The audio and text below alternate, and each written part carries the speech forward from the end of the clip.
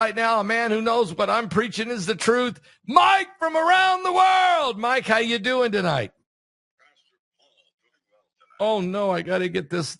Wait a minute. You got to come through the main. Oh, there you go. There you are.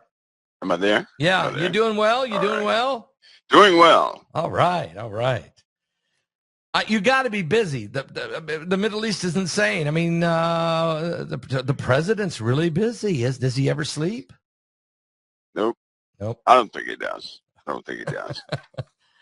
In fact, I know a couple of people that they wish he would sleep a little more than usual. Would you be one of those? I won't say nothing. No, not me. I don't sleep either. Okay. You're about like President Trump. All right. Well, Mike, before we get into the Middle East here, I want to go to the sun first. And you notice I'm wearing the pineapple shirt. I see. It's a little see-through because I'm wearing this is a green screen, so it's coming through. The green leaves are on. I'm on fire tonight, so the sun's kind of hot. Can't make that up about this whole thing. If the backstory, you just can't make that up. No, you can't. The world's falling apart. It's changing. Something is happening, and here we are. Amen. So, Mike, the sun, we had 4 major solar flares. One was the largest this year, is X class 2.7. And then we started having blackouts in 5 different continents. There were blackouts. Yeah. And then there was even a 6-minute blackout from the towers in the Denver airport. 6 minutes? Yeah, not to mention some of the damage to civilian equipment that took place over the last few days. It's been something in the last 2 days, I'll say. You know, Pastor Paul, the sun this time, and it wasn't quite direct, right? Yeah, it wasn't. No. Which makes it worse. When you have those high energy electrons, when they hit the atmospheres, they actually cause drag on satellites. Remember Starlink? Yes. When Starlink went down, I believe that was a while back, and the reason why is because the density of the atmosphere increased, and Starlink's rockets did not have enough to overcome the drag. Yeah, I remember that. Well, radio waves, the same thing happens. Normal radio equipment, your Wi-Fi, computers, internet, all that good stuff, it still operates by radio waves, right? Okay. Even cell phones, it's still radio waves. Yeah. But when we have any type of incursion like that, it alters those radio waves, so it disrupts communications. Now, radio equipment has a compensator in there for normal atmospheric anomalies. In other words, they already compensate and have formulas to adjust for that radio wave during normal disruptions in the atmosphere. But when a CME or something like that goes off, it can't overcome it. And of course, with GPS, it can become catastrophic, because GPS, the smallest disruption in those waves, make it is just not tenable for GPS to be adjusted. And planes don't know where to go. They can be as much as 100 miles off. So GPS requires some pretty precise communications, radio waves untampered with or unaltered. And in this case, it went all the way down to the ground and underground. Some of the underground equipment was affected this time too. Yeah, so this was not normal. So let me ask you, the Denver airport, when they said 20, it hit, there was 6 minutes outage. 20 pilots could not reach traffic control for 6 minutes. Yep. Is that the sun caused that? And is it? Yeah, absolutely. The equipment could not compensate for the distortions in the radio waves caused by the some of those charged particles coming in. Every time it hits equipment, it essentially builds up in the equipment, and it lets off a tiny lightning strike inside the equipment that can be very damaging. Most equipment, they have redundancy and backup, but it can become catastrophic or total failure. And this event was unusual. Yeah. because it was not supposed to, things weren't supposed to be torn up like that. Right. Even I had problems. I've come to find out after some investigation, radio, well, let's just say radiation increase damaged some of the more heat-sensitive components in some equipment that was sitting, that I had. So, Pastor Paul, the infrastructure, it's not going to be able to take solar maximum. How can it take? So we're not even at solar maximum yet. Right. Right? We're not. Right. And so when it happens, how can equipment take that? They have materials that they try to, mitigate some of those electronic particles, but I don't see that happening. This one in particular penetrated everything, almost all defenses, and we have a lot more coming.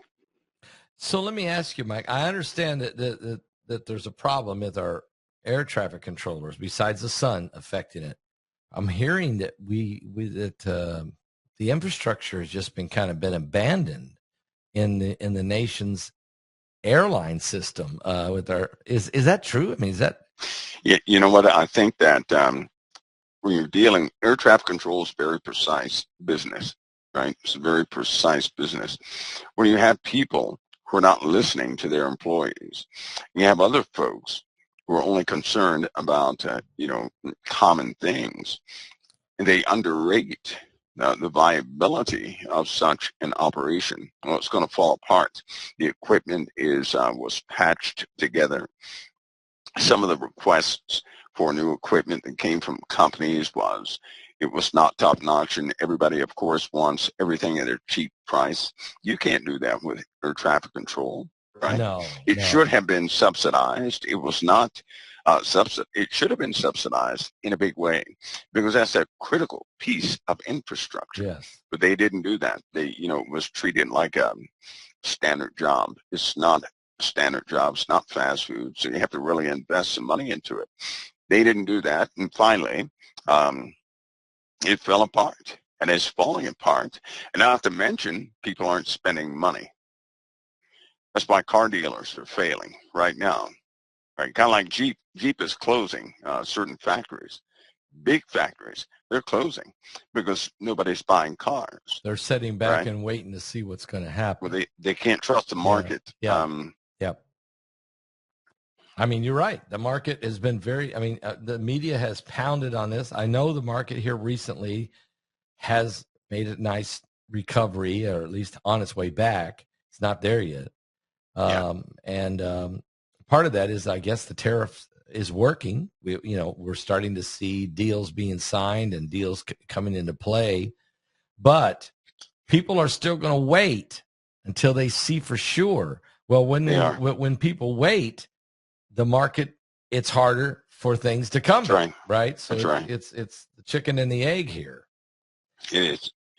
Yeah, it is. As precisely what's happening. It's not that anything is collapsing, right? No. That's not what's happening. It's just that people aren't buying, right? People aren't buying things. Exactly. And it's causing a ripple, a big ripple. Anyway, this solar storm, these last set of solar winds that we've had, plus some of the discharges, they are not normal. They're not normal. Nothing penetrates where it's supposed to penetrate that far. 5 countries affected by something so common, I guess you could say. Yeah. I mean, that shouldn't have happened. So does that mean there's more to this? Are these solar flares more explosive? Absolutely, there's more to it. Or is our magnetosphere weaker and thinner? Well, we have that too. You're dealing with the exosphere, thermosphere, mesosphere, stratosphere, troposphere, all these spheres. And we do have a weakening event happening on the Earth. They're not as robust as they used to be. They're not. And so the density in the exosphere and thermosphere is increasing. Some of the craft that are up there are highly affected. The Air Force lost equipment, from this last one. Planes are crashing. And it's because essentially we have a change in our magnetic field, around the Earth. It's fluctuating. There are holes forming and closing. So it's really getting bad. We don't have the protection we once had. We simply don't. Well, what about CERN? So more radiation is going to come through. I know I mean, CERN's got to be part of this. I mean, I know you've talked about it. I know BP Earthwatch has talked about it. CERN, they've been running it pretty strong. I mean, well, I'll tell you a small story. Among other things they do, right? Okay. If all these scientists have an understanding that if you don't have magnetic fielding, you're dead, you're gone, right? Even right now, if something happened to the magnetic field of the Earth, we're dead. All of us topside are dead. With no CMEs, right, with no solar flares, we're dead. We're dead. The atmosphere is sustaining life on this planet. And without protection of the atmosphere, we're dead. Okay. Without the magnetosphere, we're dead. CERN has developed the strongest magnets on the Earth.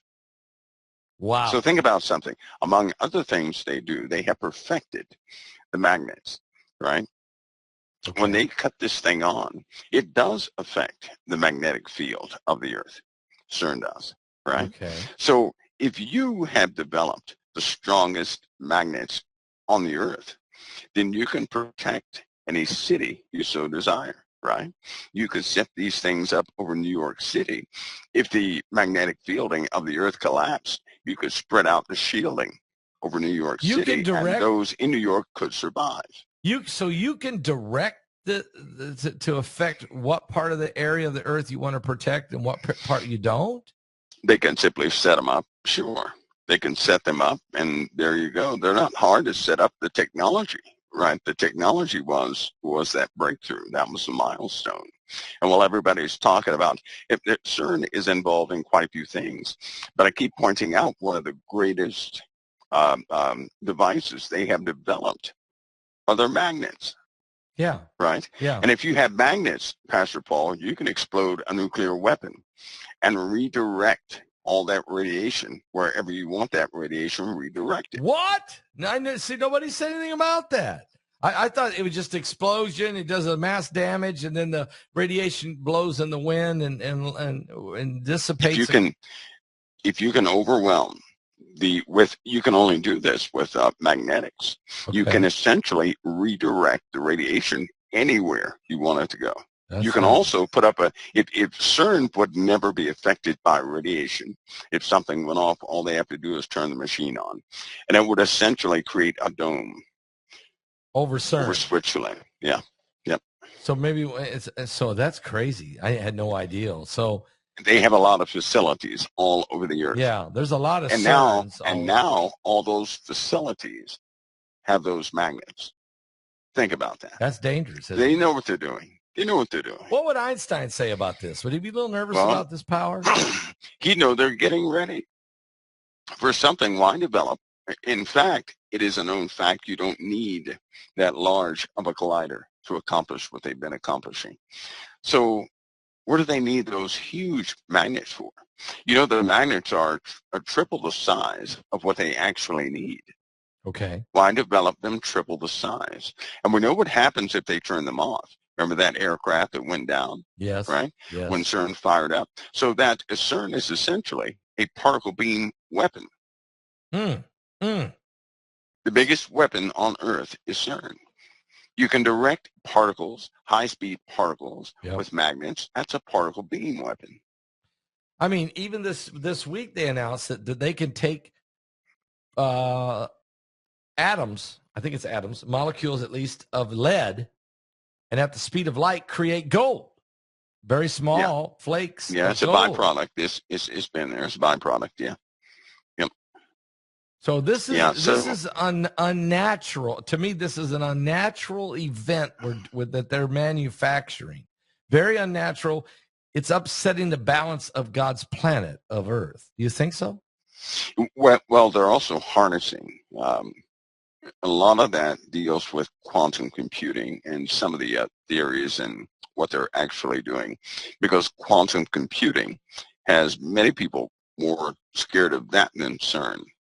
Really? If you pull something out of a dimension, right? And all dimensions are in balance. And this is not, science fiction. This is science fact. If you pull something out of a dimension, everything has to stay in balance. So then what other dimension is going to have to surrender something to keep the balance?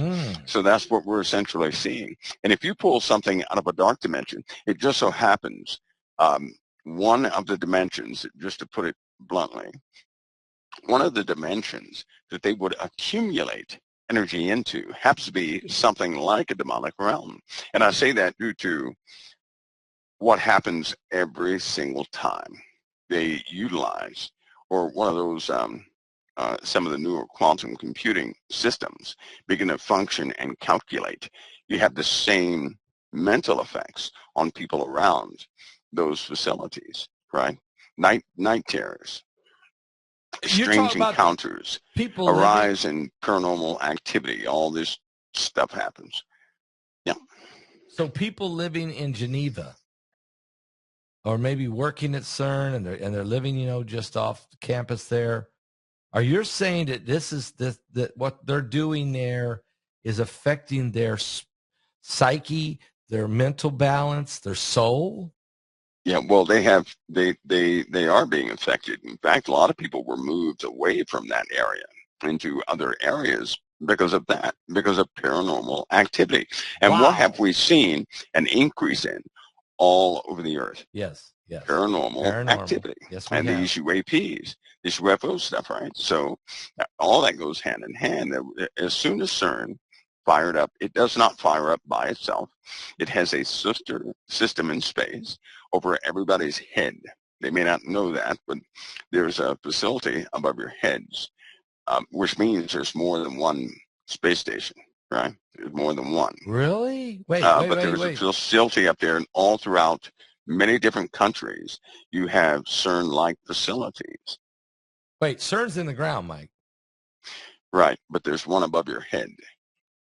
So they're floating around. That we got more than just the International Space Station. That's right. They do mirror experiments, and when they accomplish or gather data from some of their collisions and some of their operations, that data goes all over these other facilities. So they're essentially, think of one component spread out throughout the earth. CERN is just one component of a larger machine. This is a new information for me. I'm sure the audience, there's a lot of people out there already knew this or heard this, but I didn't know that. Starlink's up there. You got all these satellites, and they're operating and they're coordinated, and AI is managing, and there's a lot involved. And you got these D-wave computers or quantum computers. They're building, and down in Louisiana, because it's because they got to build. They need so much energy to run this AI that they're building them down in Louisiana because the energy is cheaper. I mean, near the water. It's near the water near too. The water. They need water for cooling. But Pastor, they haven't really. You have people talk about the technical jargon of D-Wave and things, but here's something simple. You ready? Okay. Imagine you sitting behind your computer, right? Okay. You're about to type in what's the address of so-and-so. When you get halfway through your typing the question, it has already given you the answer. Think about that. You already have the answer before you ever complete asking the question. I know. Yeah, that's what happens. That's what happens. So there you are. There's quantum computing, which means they're tapping into something they don't fully understand. I see. And that's the part that they're trying to clamp down on, acting like they have full control over these systems. They do not. They don't have full control, right? Have the computers taken over, basically? Are they close? Well, they don't have to take over. We're dependent now. We can't function without them. We've given them the power, right? We've given them the authority. They don't have. You know what I believe? I believe something real. Here, I have a theory. I'm going to share a theory. Okay, one of my first theories. You ready? The Mike from Around the World theory. Yes. It's my theory. Okay. Now, long time ago, everybody knows about the fallen angels. Yes. And how they fell and they desired to have children, yes. right? Yes. in the book of Enoch, they even tried to get Enoch to go to God so that their children could have eternal life, right? God said no, and not you either. I believe man has been influenced by those same beings with this technology that we have. We utilize it, yes, but we're also perfecting a mode of operation for them. I see. That's what I believe. I see. I see. That's what I believe. So they're using us to perfect a operating system for them. I believe that. Think of Yeah. all the breakthroughs from Apple to Microsoft to Tesla, right? All of them got their information from the Akashic records. They said the information was given to them. They didn't think it up. It was given to them. Even Einstein said the information was given to him. It was given to him. In other words, they go meditate. All of them meditated, right? And when they did meditate, Tesla said that the Martians or somebody gave it to him. The guy from Apple said that he got that. He was taken up above the earth, and it was given to him. The information was given to him. All of these guys have the exact same story. So, in other words, we are being manipulated by dark forces, fallen angels. That's what I believe. Yeah. Period. That's what I believe. Period. Yep. Yeah. Because look at what computers have done. Right? Did they really make our lives comfortable? They made us miserable. Right? Yeah. Yeah. They made us miserable, and they're not really solving anything. They're just creating new problems. It's like a control system that keeps us engaged, but more and more we're becoming isolated from each other. So now let's talk about those fallen angels. You know, in the book of Enoch or in Genesis chapter 6, we understand that the manipulation of our DNA was going on in the days of Noah, and now it's being done again. Our DNA is being manipulated, at a higher level and a more massive scale. Would you agree? Yeah, absolutely. That's been happening for some time now, and the in the book of Daniel, where it discusses the statue. Now, I know that people think at the feet that the author is talking about the sons of Seth. I don't believe that, because it said they shall mingle their seed with the seed of man, but they will not cleave one to another. Yes, it does say that. Well, we know in the Old Testament to cleave to someone is to embrace or marry them, right? Yep. And the sons of God in Genesis took unto themselves wives. This time they're not taking wives, they're taking materials, the seed. Isn't that exactly what all these people say that these abductions are about? About the seed. They're taking reproductive material. Yes, they are. They're taking reproductive material. There you go. They're getting. And Mike, this webinar we're getting ready to have. We interviewed some of our online folks today, and my son and I did it, and for 3 hours, and it was incredible. The information these folks were sharing, the abductions, the encounters, whether they be angelic, in some cases, miraculous miracles saving them, to the demonic, trying to destroy them. And then all the different vehicles that some of them have seen in the sky with pictures even taken. We even got one person used to be in the airline industry for 30 years. And this lady said that the pilot called her to the cockpit. She went in. She thought he was wanting coffee or something. He said, sit down. She sat down, and he said, look out there. And she looked, and there was this UFO. And it was, I mean, the plane was traveling 500-600 miles an hour. This thing was staying right with them. And then all of a sudden, it accelerated at enormous speeds. And he told her, he said, you can't say nothing about this. We've been instructed never to speak about what we see up here. Yeah, it's true. It's true. So this is a job ender. Yeah, it's the end of your career if you go, It's been going on for a long time. But the same thing, I've noticed something about the evolution of those sightings also. I've noticed that these things stay one step ahead, right within the scope of our imagination. Now, I say that because if you start looking at reports back in the 1500s and 1600s, right, people reported airships right?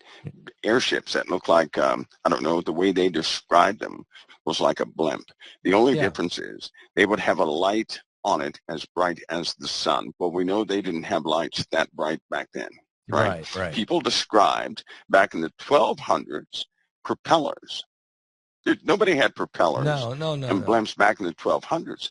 And before then, they described something akin to thunderbirds, right? Mm. Metallic birds. Hmm. So they always stay within the scope of our imagination. Just a I've little bit noticed that. ahead of us. It's still That's 30, right. 40 That's years right. ahead of us. Yeah.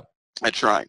So what does that tell you? That means something is extremely seductive and they want to be seen. They want to be seen in this certain way to continue the mystique in the earth, right? Because when man locks on to a mystery, he begins to invite things he knows nothing about into his life, right? If there were no mysteries, everybody would be sober. They would. They'd be sober, locked into sound doctrine.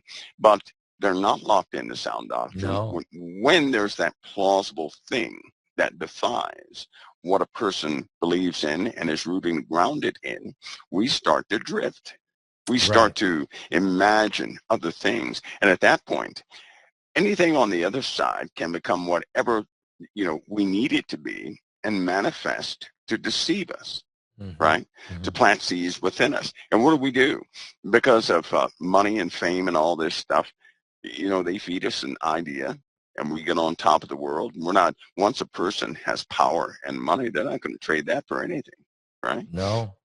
So then they begin to beg these things, as they do now, especially Moloch and Baphomet, because it's all in the foods. The sign of Lucifer is in the foods, and that was a ritual, by the way, to have people ingest the symbol of Lucifer for power, right? Which is why the symbol of Lucifer is in all the foods, right? It's in all the food packings, and the food itself is marked in the food itself. But they did all this stuff. The fallen angels institute this stuff to keep mankind broken. The more a person depends upon this world, the more they dedicate themselves to Luciferian ideals. They may not even know it, but Mm. that's exactly what's happening.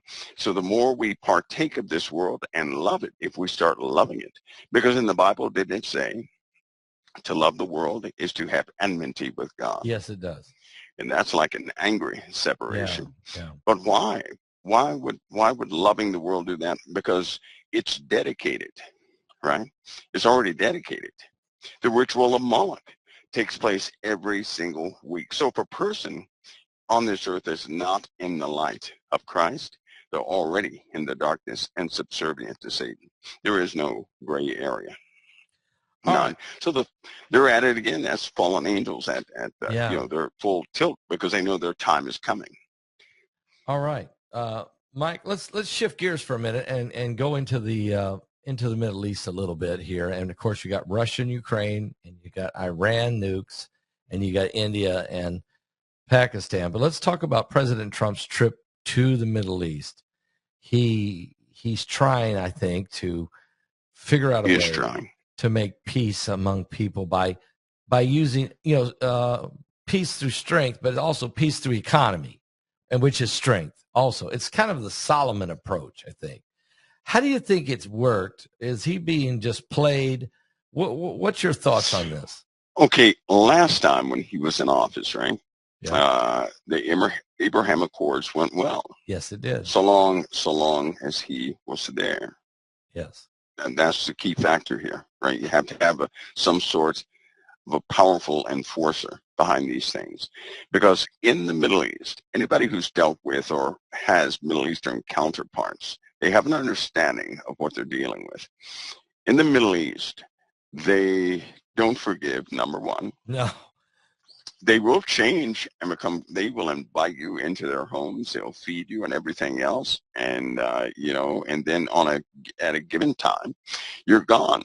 They're going to get you and they're going to tell you, well, we had to do that. That was our revenge, right? Yep. This is how they are. So they're systematic in what they do. When you have people who turn from, tyrants to friendly, this is for a season. It's for a season. And believe me, they're going to get something out of it, right? They're positioning. I know I'm playing the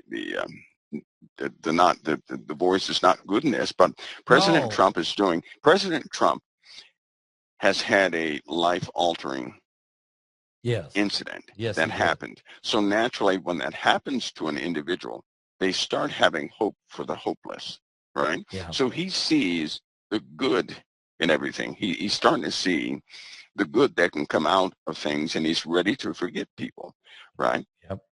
Unfortunately, in the Middle East, they will take advantage of this. But then because now, we're people of faith here, but because of their faith, Pastor Paul, Christ is not working in them. Something else is working in them, right? Yeah. So they'll make the deals. They make it to the point where things are, looking good, but then the darkness is going to rise. So it never fails. I agree. And when he embraced or just said, you know what, we're going to wipe the slate clean with Syria. This guy's in charge. He took over. So we're going to wipe everybody's slate clean. We're starting over. Okay. And he embraces. This guy's a terrorist. This guy there was a $7.5 million bounty on his head at one point. He was with Al Qaeda. We fought him in Iraq in 2003, and our brave soldiers captured him and put him in prison for 5 years. But I understand what you're saying. Trump is looking at the world with the eyes of compassion now. Yeah. And he's trying to say, we got to get past this. The bloodshed's got to stop. We got to quit the killing. Let's just start over. And that's what he's doing. Let's just start over. Can we all get along? That's what he's trying to do. But you're saying they don't look at things in the same set of eyes. They don't have the same heart that we have. No, and so long as he's in power, right? Because they know he's unpredictable. Yeah. They know that. They're not going to mess with the U.S. military. No. Number two. And so when you have somebody like that in office, they're going to say, okay, well, let's go along with this and we can get out of it, Pastor. But here's the problem. The problem is not while Trump is in office. When he leaves. The problem is if something happens to him. That's going to be the problem. If anything happens to him or when he's out of office, all of us should have an understanding exactly where things are going to go, right? Exactly what's going to happen to all the policies he's putting in place. Do we really believe we're going to have some a good person to come behind him and really straighten up the world? That would make Revelation void, right? So we know that's not going to happen. Yeah. Even if let's say somebody who is probably a really good, strong leader, it doesn't matter. At some point here, the beast is going to rise. That's right. You can't stop prophecy. That's right. What you're saying. And the Bible says something that really gets my attention during times like this is when they say peace and safety, right? Then sudden destruction will come upon them as rail from woman. In my opinion, the only time, because they've been saying peace and safety for a long time. Yeah. They don't say peace and safety. They say peace and security, right? Yeah. But they'll only say that when they have accomplished something. If President Trump gets these guys to agree, I'm telling you, they're going to have a little ceremony. Yes. And they're going to say, finally, fine. And when they say that, I'm putting on a Kevlar, right? Because I know what's coming next. When they say that, it's over. Then sudden destruction. It's over. Sudden destruction. It's going to be over. Yeah. Because I think you're right. Here in America, you have essentially a few armies that do not belong to us here in America, and they're getting ready to strike. We had a guy today in Michigan. He was going to go in and do a mass killing in Warren, Michigan, on one of our military bases, but thank God, the Department of Homeland Security as well as the FBI, they caught wind of this and they monitored him and watched him right up to the day he was supposed to strike, and then they went and pounced on him. And he was not quite, he wasn't, American. No.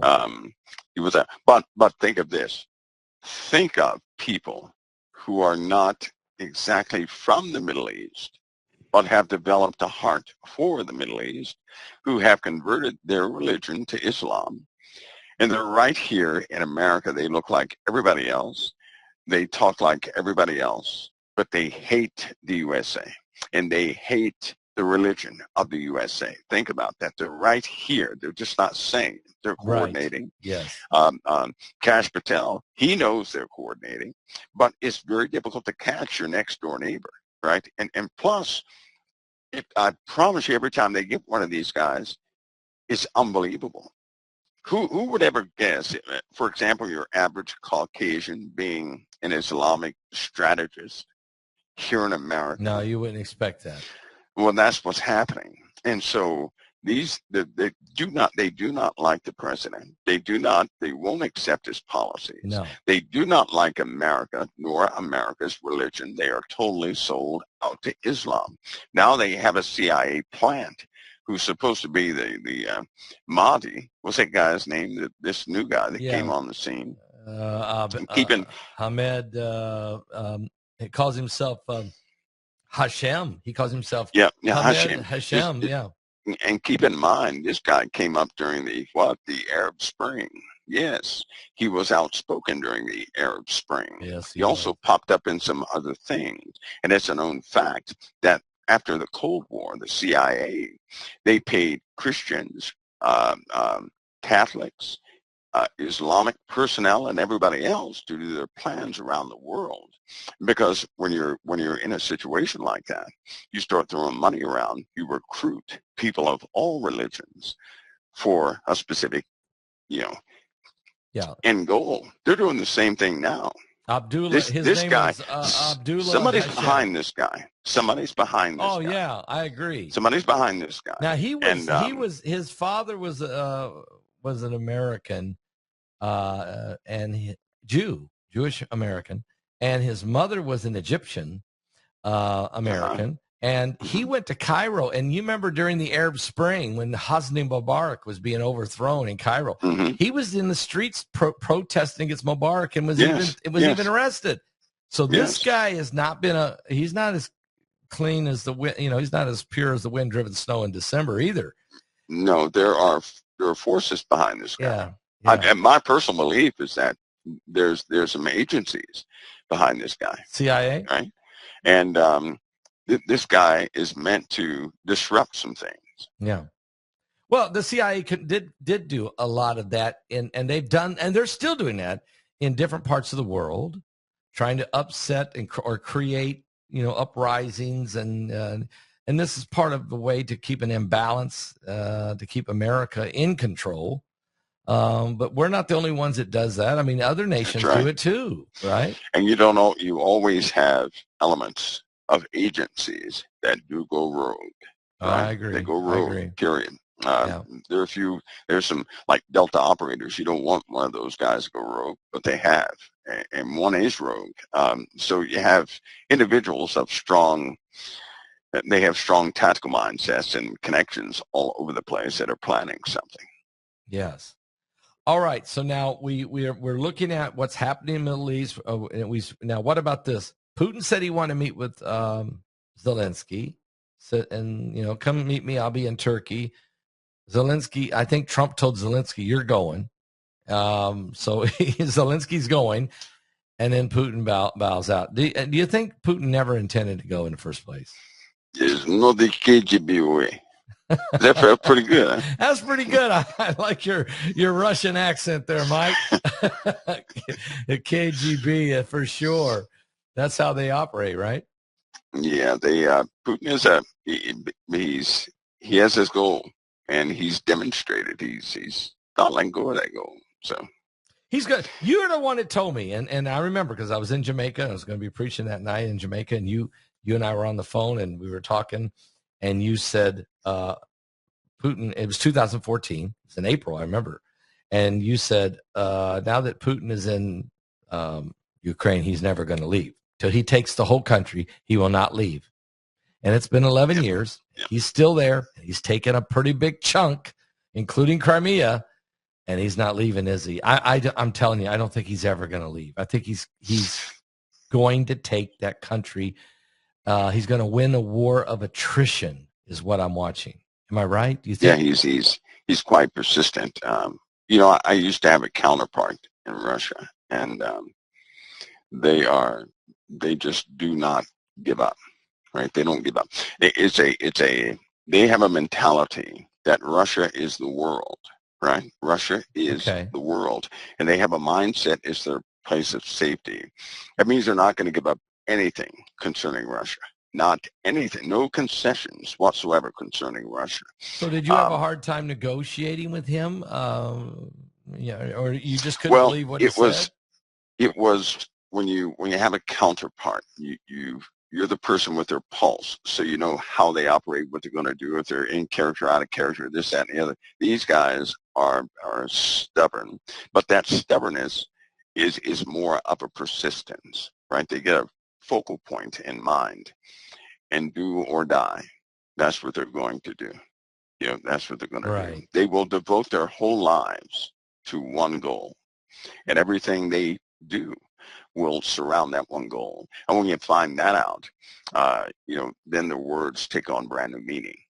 That's when you really start to listen to their communications, because a lot of what they will communicate is simply jargon, so to speak. They ever start talking about their focal point, you better take it as law. That means they'll do Right. anything to keep that. And if they happen to be devoted, nothing will come before that goal. Nothing. So that when they get zeroed in on an objective, that's it. They'll play around the edges, but that objective will not change. That's it. Nothing will change. Yeah. Nothing does. And historically, they never have changed. There was one that did, Gorbachev, right? Yeah. He was the only one, that kind of altered some things, but yeah, then from there, everything is slowly going back to normal. Putin wants NATO out of his backyard. Yes, I understand that. He cannot give up the Ukraine, or NATO will be in his backyard. Yeah, he knows it. So he's not doing that. And so Trump wants to stop the bloodshed and the killing, but it don't matter to Putin. Trump doesn't want war. Trump does not want to fight. But I have a feeling. Trump is about to be angered because somebody's not going to play ball according to his rules. Yeah, he's right? starting Somebody's to get angry. Not going to do it. Yep. And you kind of, it's going to happen, and then he's going to have somewhat of a blowout there, and we'll see where things go from there. But he's dealing with some very tactful people, and I hate to say it, this deal with Saudi Arabia. Yeah. Well, that looks good on the surface, right? Because of financial reasons, economics, right? But tactfully, that's a no. It's tactfully, because they will embrace that's a hornet's anybody nest. They can get favor from. Yeah, right. That's a hornet's That's nest. why I believe they're going to be wiped off the face of the earth, because they continue to shake.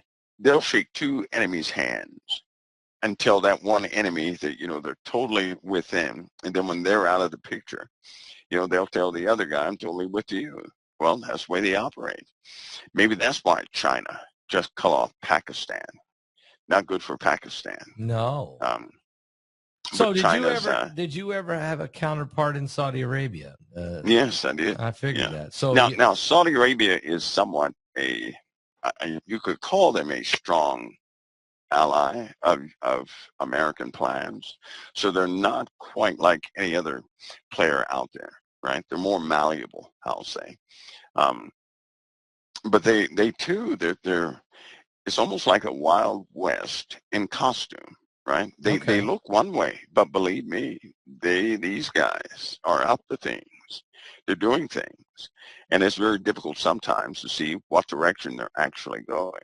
Most countries are fed up with Saudi Arabia because they keep changing sides and goals and this, that, and the other. So they're not very loyal. In other words, they bow to the strongest player.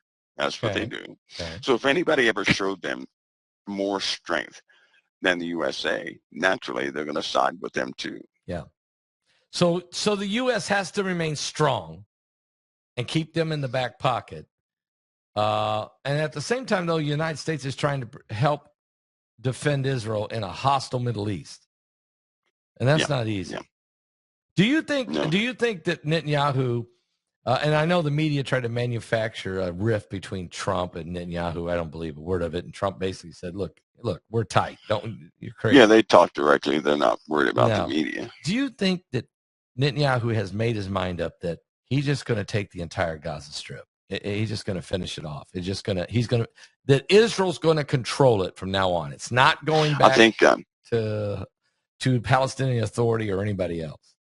I believe the U.S. gave Benjamin Netanyahu some latitude to accomplish what he needs to for the sake of his own nation. But I also believe this. This is something that we have big acts of betrayal underway right now, right? Yeah. In that betrayal, we're going to start to see what never, ever took place before, right?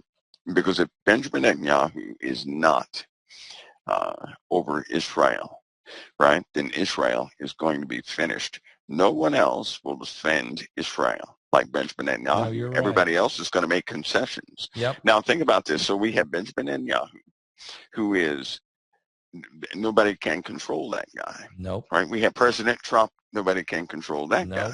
Right? Who's strong? We have, right. We have other individuals that are coming on the scene. They're similar the same way, right? Now, all of them at some point are not going to be there. Yeah. They're just not going to be there. And that's going to change. Then everything's going to change. When whoever it is, I'm telling you, when these guys are not there, everything is going to abruptly change. The only other scenario I could see is if Trump were so enraged about something, right, that he would have an issue with how things are going in the Middle East.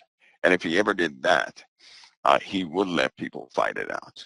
He doesn't intervene when he's upset with, 2 or more nations, right? Right.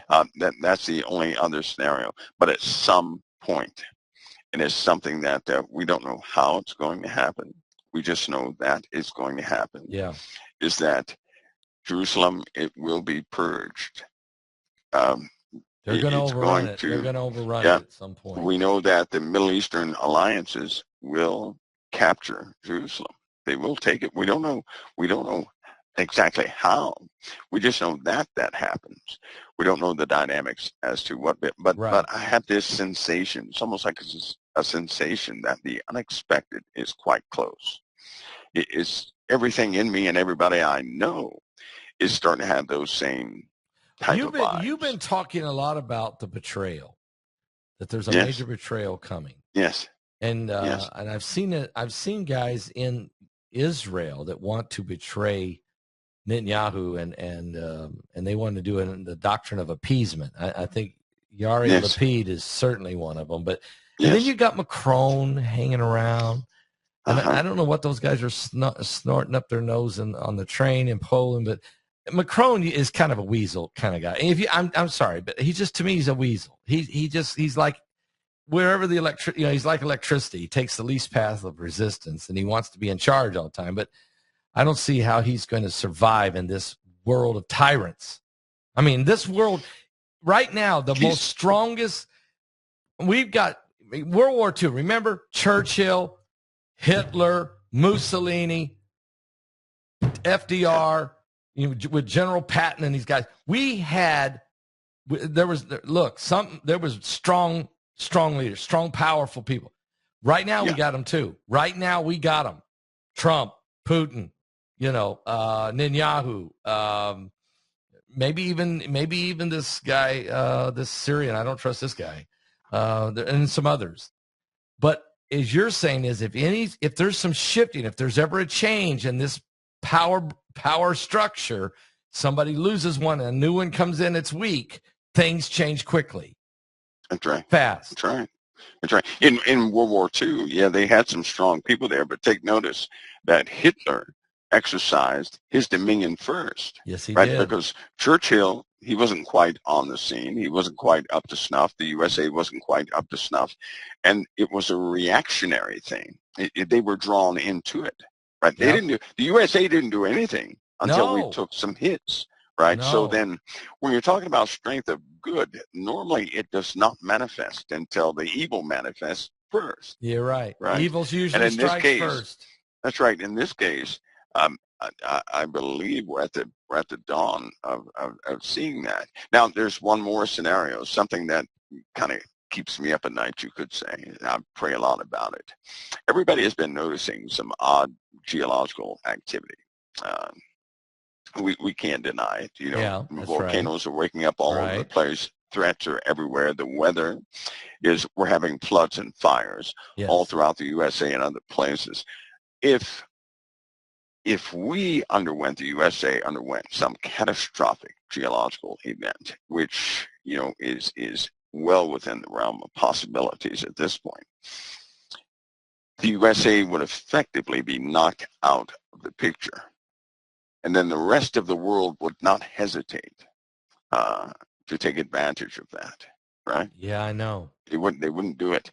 And so this is something else, because look at some of the earthquakes and some of the volcanic activity we've been having, and some of the you know, we had plate movement not more than, you know, 5-6 days ago. For the first time, it was caught on video, and which is not good. We have a threat of a volcano which could absolutely affect Yeah, the it could, it's totality of California, right? Which yep. would also wake up a line of ancient volcanoes, which are slowly waking up. So I think in the near term, the USA is going to undergo some pretty catastrophic things, right? I mean, I that would mean, change everything if we had, yeah, it would. you know, It would. if Mount Spur blew up and Anchorage went under, It would. or if the Cascadia subduction zone, That's right. massive quake that killed That's right. 4 million people, or like you said, or some other, the New Madrid all of a sudden after 200 years It finally could, yeah, it could be that. It could be under New York. It could under New be, you know, York. there's a number of things that could happen. We already know that with these fires are about to become devastating. We know that Yeah. the way the weather is patterned right now, the infrastructure of the USA cannot take too much more of it, right? Ground saturation is horrific. The ground is hardened underneath in some of these dry areas, and then when rain hits it, it just, you know, it just floods all over the place, right? Flood damage is going to be real bad. I know that we're about to have a war event too that will Yeah. change the face of many things. The enemies will take full advantage of that situation. They're going to take full advantage of it. Also, we know at some point that something so bad happens on the earth that everybody changes their tactics, right? Yep. And we have, you know, issues from the heavens that they have essentially cut off. You know, they're not, well, let's just say people don't have access like they used to, right? To modeling equipment of what's happening in the atmosphere or in space. They've been Because shutting I because believe they've been shutting certain instruments down. we are in the season right now where we're going to be affected greatly. They just had an electromagnetic scan of our solar system. It's a video scan that took place over, I believe, 2 months. Anyway, the same electromagnetic activity that's taking place on Jupiter is mirrored by the sun. I mean, it's happening at the exact same time between Jupiter and the sun, which nobody has seen before, right? That So means there's there's a still, third object then. There's something. yeah, they're going over this data, but Pastor, it's impactful. It's very impactful. The nature of Jupiter itself has been deeply defined as of late. It is not like people thought it was. In fact, Jupiter is not like people thought it was. So a lot of people are going to have to get used to the different dynamics of the planets not being what we were taught, but being something totally different, which means we got it wrong. Okay, we got it Yeah. wrong. Okay. Okay.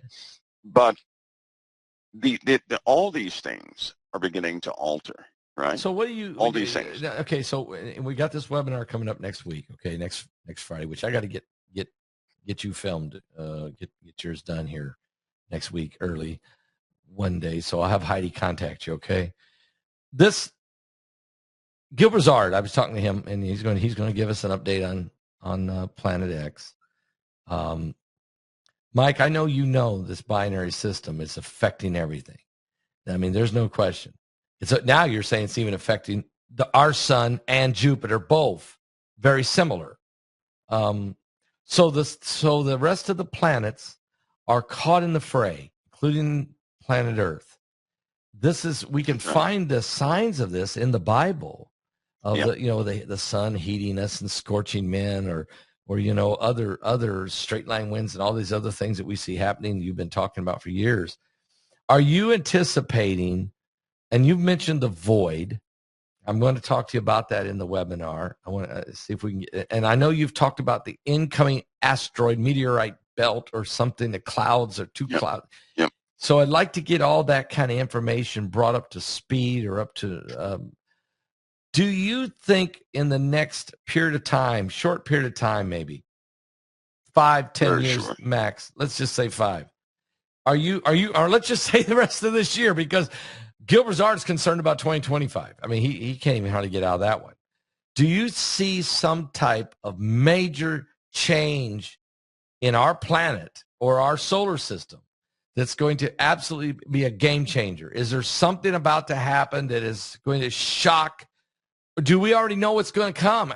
Is that why they're building underground cities? Is there already preparation for something major to happen? Oh, absolutely. You just said it. Is there preparation for something major? Yes. Yes. In fact, Pastor Paul, a while ago, well, I guess I didn't talk about it openly, but I gave a scenario of the actual end, right? Like when Earth would be altered so much that nothing would be the same. Okay. And somebody reminded me that the same steps I mentioned have been happening. Right now, and it's not, it's just more common sense things. For example, if something were about to happen here on this earth and people had knowledge of it, right? Mm-hmm. That's a 4 to 5 year preparation. At least, time, yes, right? At least, right. Which means one of the first things they would have to do is pull people out of society. They would have to. So people would get the report that this person died, and that person died, and this person died, and this person overdosed, and that person overdosed, and they would never see them again. That's the only way you could transport people to a safe location, right? They would also have to acclimate to being underground in the first place and to being within artificial light. So that doesn't happen overnight, right? Takes time. You would also have to have farming, food, supplies, and all that, so there would be a diversion of manufacturing, ventilation, underground, some kind of ventilation system too, wouldn't you? Yeah, but think of the food. The food requirements alone would require that they would have to start investing in crops underground, technology in crops underground. Yes. GMO would be everywhere. And I said this in 2010 about GMO, that in order to survive, you would have to have food that's resilient against radiation, because anything that penetrates the atmosphere, like a meteor storm, will certainly disrupt our atmosphere, causing higher amounts of radiation to be on the earth. Or you'd have to have GMO food that's resilient or resistant to radiation. Do you know that the GMO food now, if you expose it to radiation, it doesn't hurt them. It doesn't hurt the food. That's why the crops can look so good. Where they were starting back in 2002, crops were starting to wilt too fast. I'm not sure if people can remember that. So you're saying that they genetically altered the food to handle radiation? To be more robust, right? That's why you can take a piece of bread right now and it won't mold the same way other bread did, right? It won't. I know that. You can throw it in the oven and you can, they probably have not refined the process, but you can see that it has these long strands in the bread, right? That's not part of the bread. That's not wheat. That's not so wheat. all these things they've been doing. The corn, the popcorn itself feels like it'll cut your throat going down because it's made with that GMO corn. All this stuff is resilient, right? Yeah. The growth hormones would be necessary due to the absence of sunlight. Think about that, because the sun is responsible for manufacturing vitamin D and some other things in our Yes. bodies. Yes. That's essential to growth. You'd have to replace all of that if you went underground, which means growth hormones would have to be in all the foods to sustain a natural society. Well, my brother-in-law is a landscaping. He's had a landscaping company for quite a long time. He's a great landscaper. And he was down here in the Villages the other day. Him and his wife came down, my wife's sister. We were out on a golf cart. We're actually just riding around. He was looking at the really nice landscaping, just admiring it, really liked it. And then he said to me, he said, "You see these bushes right here?" I said, "Yeah." He goes, they spray them with something so they'll slow the growth. That way they don't have to keep coming and clean and purging them. I said, "What?" Yep. He said, "We can spray stuff on these bushes and on these trees and we can slow them down, or we can spray stuff on them and make them grow like crazy." Yep. We can go either way we need to go based on the environment we're in. So he goes, so, and so when you said that you have to grow things is so that with artificial light, you got to make the food has to be able to function and prosper and yield under artificial light. There's a movie out right now, or there's a TV series called Paradise, where they built an underground city for 25,000 people to survive the apocalypse. And they had artificial sun. They have an artificial sun, and there's crops and there's whatever. But this wasn't done overnight. This was like a 20-year plan. Yeah. Is this happening right now? Ironic, isn't it? Yeah. That they would write a movie where the smartest tech innovative person in the world would be responsible for designing those cities. And the only people, ironic, isn't it? The only people that got to go, you had to get a ticket. You had to be pretty special. You're not going. You had to be really special. Right. You have to have something to offer. That's right. Also, if that were going to happen, they would start pulling the good people, right? Yes, down in these places. Left up top would be the wannabes. Yes. The people who always wanted a certain position, right? But never could get it until because look at some of the candidates in Washington. Just think about something. In a normal scenario, nobody would select these people. I'm just being serious. They wouldn't. You're exactly right. No way. Due to a lack of competence folks, all right? People have to select what's left over. So what I'm saying is that these folks that are being selected are not what you would normally select. You wouldn't even see them in the runnings, but because nobody is left to run, that's what we get. They're giving us the left. And I'm not being funny about it. No, you're saying they're leaving. I'm just saying it's unreal for a reason, because most of the folks who actually, they knew things, they're gone. Yeah. They're gone. Yeah.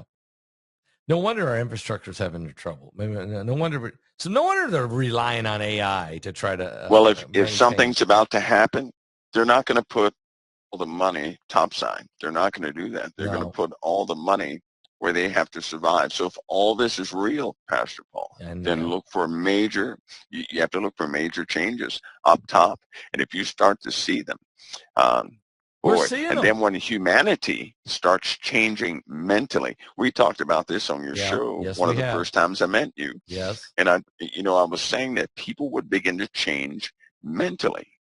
Yes. Children would they hold their parents hostage. In other words, instead of the parent telling the child what they're going to eat, the parent would ask the child, "What do you want?" What the child demands to eat. And then the child would kick the parent out of the room or something like that, right? So this is what we have right now. The whole mentality of the family unit, humanity itself is changing. It's messed up. It's really messed up bad. But it's a predictable thing. It's what happens when certain guidelines and certain influential institutions of say like truth are taken out of the way, right? When people are abandoned, they're left to fend for themselves, and all sorts of things begin to manifest. Then hostilities rise with the breakdown of the atmosphere. The atmosphere and the human brain are intimately tied together.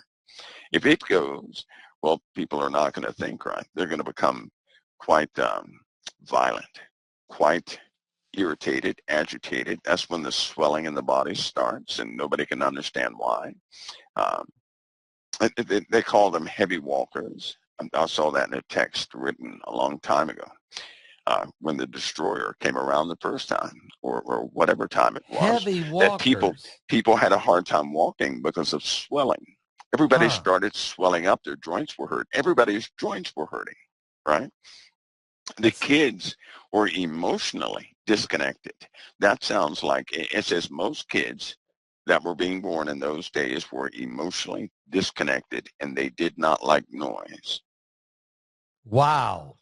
Think of it. So what does that remind you of? That reminds me of autism. Autism, exactly. But they're not going to call it autism back in the ancient days. When you start looking into those things and the conditions of the people, you begin to see a mirror of what we have right now.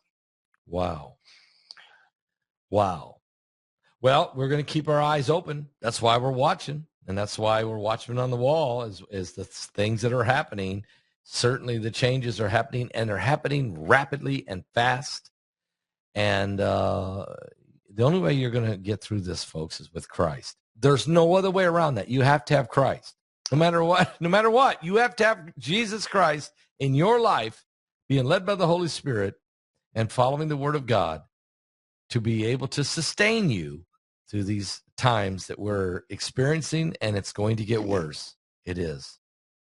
And Mike, thank you so much for giving us a tremendous information here. I think it's very, very important. I really do, that people understand that it's not going to be like it always has been. You need to know it is changing. Things are rapidly accelerating in these end times.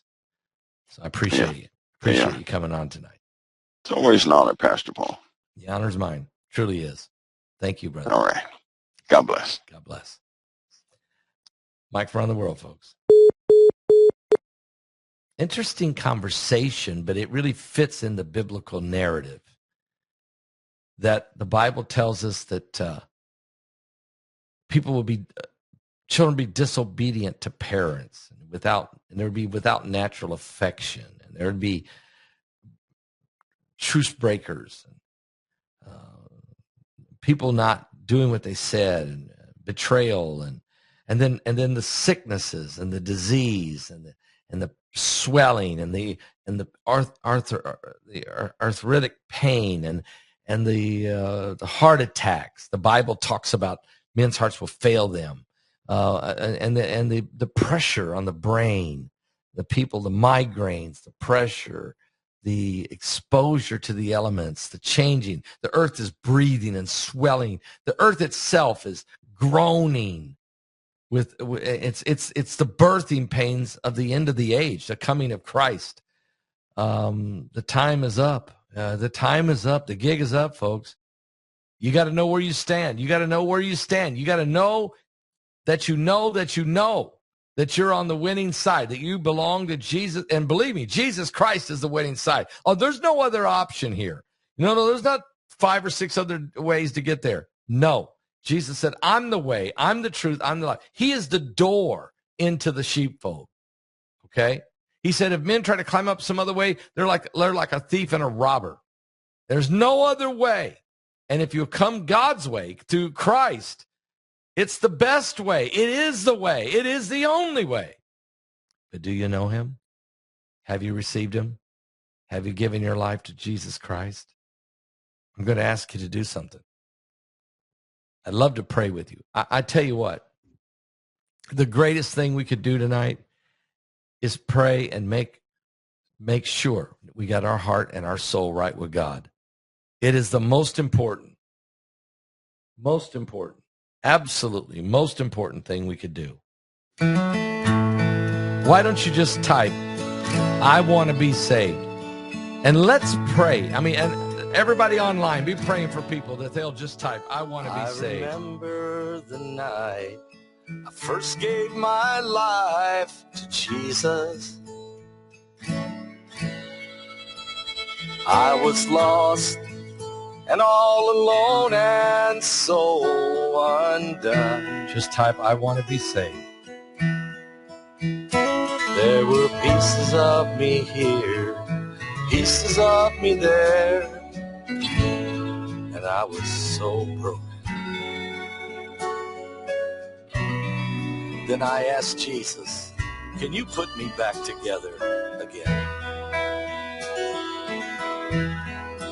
And I know where I was then, I know where I am now. You came to me and you saved me. This is your moment. And turned my life around. And I know where I was then, Lord, and I know where I am now. This is your moment, folks. Let's make it right with God tonight. I want to pray with you tonight. There you go, Glenn. You know, this walk in life, it's full of many decisions. And we live with each and every one we make. But the best decision I ever made was when I asked the Lord, can you come and heal this broken man that I am? And I know where I was then, I know where I am now.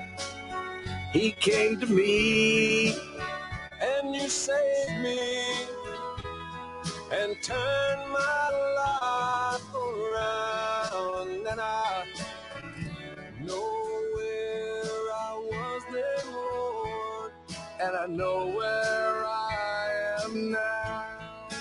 And I know where I was then. Do you know where you are right now? I know where I am now. Are you ready to go if the Lord was to come? To me and you saved me. If you were to die tonight, where would you go? Turn my life around.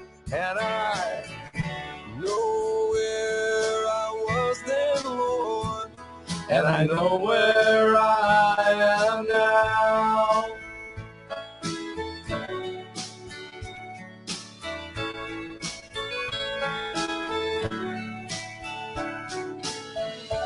I know where I was then, Lord, and I know where I am now.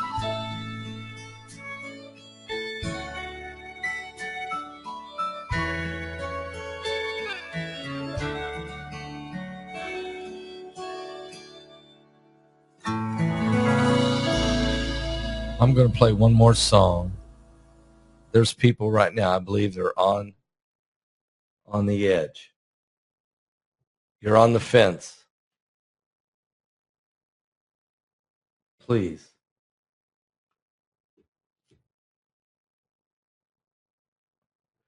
Give your life to Jesus.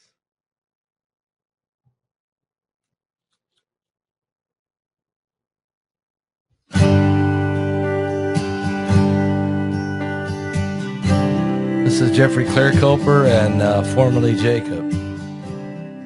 As this song plays, listen, Jesus paid the price for all of us. If I knew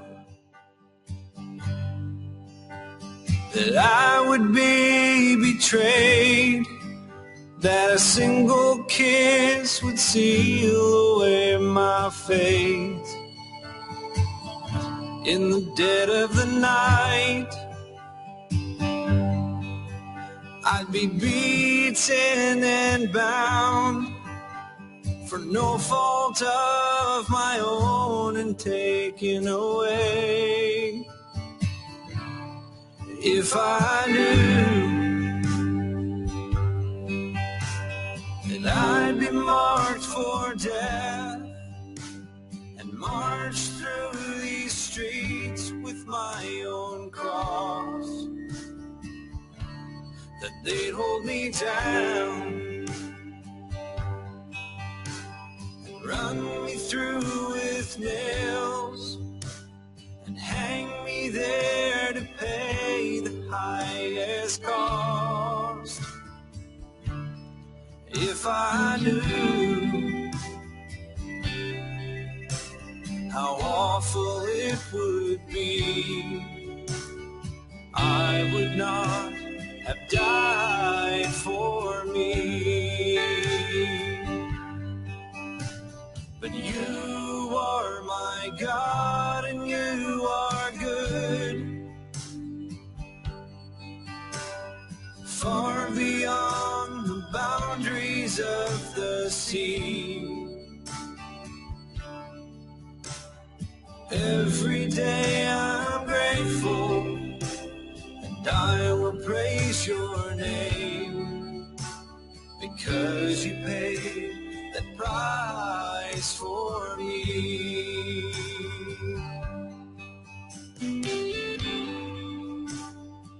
This is your moment, folks. He paid the price so we didn't have to. And he even asked the Father, if it be possible, let this cup pass from me. But nevertheless, not my will, but thine be done. I will die for the sins of the world. I will break the devil's back. I will redeem mankind. But we got to accept it. Don't reject it. Accept Christ tonight. You are my God and you are good, far beyond the boundaries of the sea. Every day I'm grateful, and I will praise your name, because you paid that price for me. Every day I'm grateful, and I will praise your name, because you paid that price for me.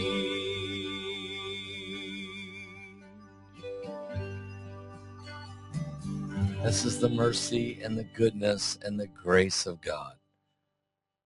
Father, in the name of Jesus, there are many, Lord, that are saying they want to be saved. They want to rededicate. Some are saying, like this sister right here, saying, I would like to be forgiven. That's what your grace is all about. That's what the love of God is all about. Lord, would you forgive us of our sins tonight? You redeem our souls. Lord, not a one. It's not your will that any should perish. Not God, it's not your will that any should perish. For any of us to be lost, we have to go against your will. We would literally have to run against